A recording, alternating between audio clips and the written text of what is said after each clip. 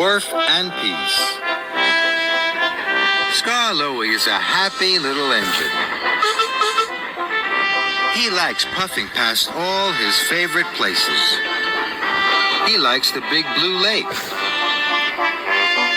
And he likes crossing the viaduct high in the air. Skarloey has so many favorite places up in the hills. But sometimes Skarloey has to go to the wharf. The wharf is not his favorite place at all. Skarloey thinks it's loud and noisy. He feels very small there, and he doesn't know anybody's name. One day, Skarloey pulled flour trucks into the wharf. He didn't say hello to anyone, and no one said hello to him. The troublesome trucks saw a chance for mischief. They wiggled and giggled and biffed Skarloey. On, they cried. Then some pipes dropped from the crane and landed with a clang. Skarloey jumped. His freight cars hit the buffers and bright white flour flew everywhere. Fancy jumping at a silly old crane, snorted James. Scaredy little engine. Skarloey felt very upset, and smaller than ever.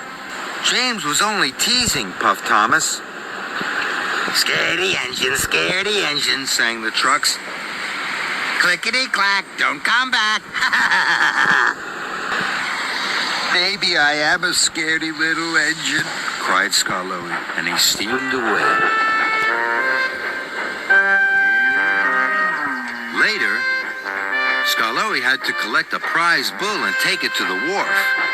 He was very worried.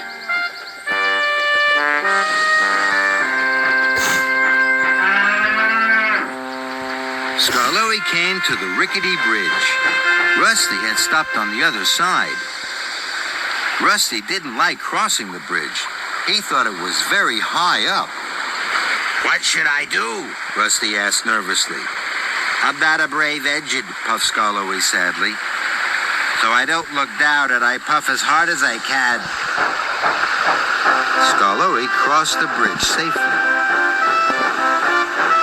Thank you, Skarloey, cried Rusty. Now he could cross the bridge safely too.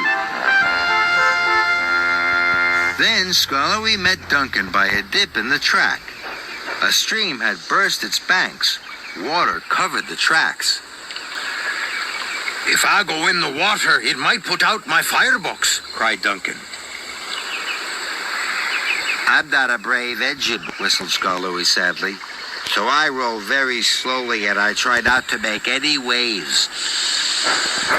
So Skarloey rolled as gently as he could and was soon on the other side. Then Duncan did the same. Take it, he cried. But Skarloey had already gone. Skarloey was nearing the wharf again. Then there was trouble. Logs broke free at the forest mill. They rumbled and tumbled down the hill. And Rheneas was coming the other way. Oh no, cried Skarloey. The logs will hit Rheneas.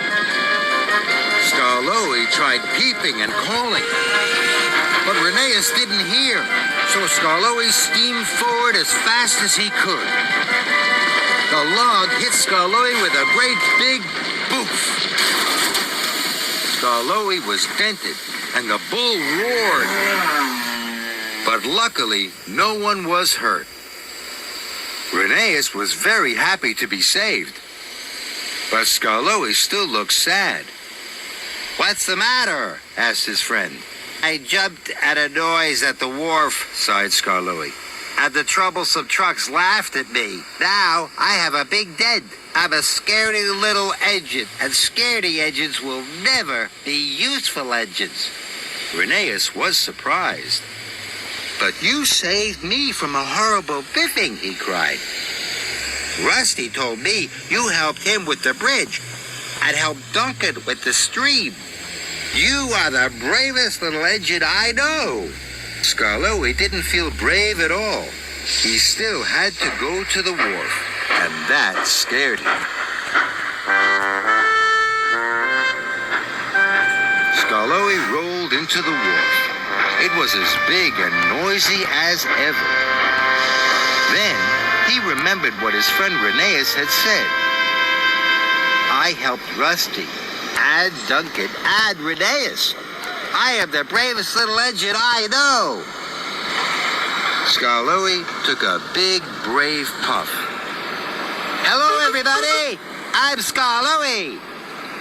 To his surprise, the workmen all called back. Hello, Skarloey.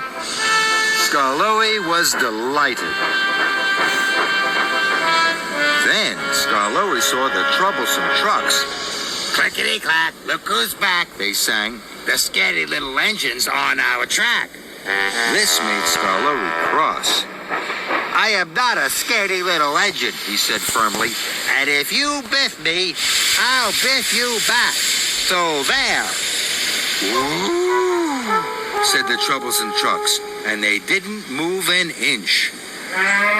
Skarloey's bull was safely unloaded. James was impressed. Good work, Skarloey, he chuffed. You are a really useful engine, added Thomas. Skarloey felt very proud, very happy, and very, very brave. And now that the wharf is full of friends, it's one of Skarloey's favorite places of all.